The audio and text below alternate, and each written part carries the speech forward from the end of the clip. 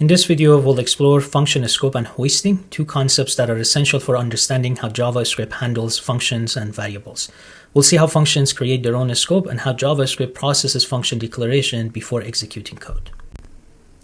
Functions in JavaScript create what's called a local scope. This means variables declared inside a function are only accessible within that function. Let's see an example of this here. The variable num is declared inside my function, so it's local to that function. When we try to access it outside, we get a reference error. This is expected if you're coming from any other programming language. In most programming languages, this is the expected behavior. Each function creates its own environment, preventing variables from leaking into the global scope and causing conflict. Now let's talk about hoisting. Hoisting is one of JavaScript's more unusual features. Let's look at what happens when I call a function before it's defined in code. So here, let me run this code first. Okay, so this works. I'm calling add before it appears in the code, and JavaScript doesn't complain. This is because function declarations are hoisted. They're processed during JavaScript's compilation phase before the code actually runs. It's as if JavaScript moves all function declarations to the top of their scope. So one way to think about it is that when JavaScript goes about running your program or processing your code, it's as if it takes this function and moves it to the top of the file. So there are some catch though. So let's take a look at how the behavior of hoisting is different between function declarations and function expressions. Let's look at the code here. Now, if I try to do what I had done just earlier and run this code, you would see that I get a reference error. You might be looking at this and thinking that this looks very similar to the earlier example. Let me take this block of text out so we can look at them side by side.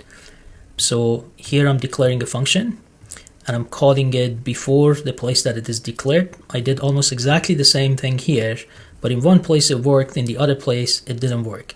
And the reason is that this is a regular function declaration.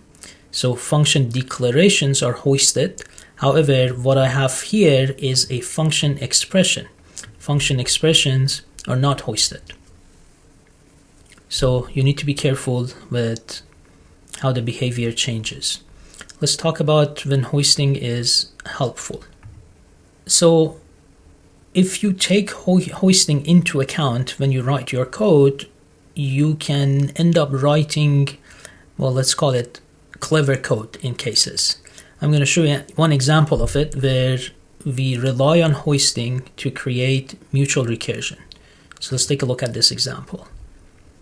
I have isEven function, which calls isOdd function, and isOdd function calls isEven function. And so when I'm working with isOdd, it is being used before the place that it is declared. But this is possible because of hoisting. And so what happens here is that when you call a value with isEven or isOdd, these two functions basically passing that value between one another until they reduce it to a base case, and then from that base case they build up the solution back up. This is mutual recursion. Let's run this code and see that it correctly works. So hoisting is not just about functions. Hoisting works with variables too, and let's take a look at an example where hoisting can lead to unexpected results. Let me show you this example. So let's think about what is going to happen here. I have a variable called num, and I use the var keyword to declare it. And then I have a print function. So print is being used before it is being declared, but that works because of hoisting. So when we go and we try to use or execute print, we are calling, or we are trying to print out the value of num. And then we go and update the value of num. We actually redeclare it. So this is not an exemplary way of writing code, but it serves a purpose to show you how things work. Variables that are declared with the var keyword are also hoisted. So they get moved up to the top of their scope. So I have declared this variable and I'm redeclaring it in here, but because this is limited in this scope, this variable would shadow the global scope variable. So if I move this after the line 6 and I run it, then you would see the value is 2. If I comment this out and run it, you would see the value is 1, right? So if I take this, bring it behind this, and in fact, let's keep it here still and run it, the value is still 1. And that kind of makes sense, right? Like this variable is defined, its value is 1. When you print it, it's going to print 1 in here. Okay. Now, if I take this comment out and I run this again, I get undefined. This is very strange. And the reason this happens is that this variable is defined with var, so it's going to be hoisted to the top of its scope. So the way you can think about it is that something like this happens, var num. But when the variable gets hoisted to the top of its scope, only the declaration of it gets hoisted, not the initialization.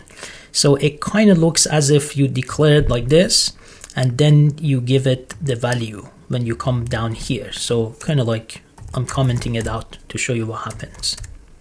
So this is like the actual behavior. And at this point, when you declare this variable again, this shadows the global variable. So this is being treated like as long as I'm in this scope, I need to work with the num variable that is local to this scope. And because it's being hoisted, it is declared, but it doesn't have any value. So you get the undefined. This could be confusing, right? Because when you write it, you would expect that, it should print out the value of the global num. And if you don't understand how hoisting works, you wouldn't be able to figure out why you get the result that you see. All right, so we've covered function scope and hoisting in this video.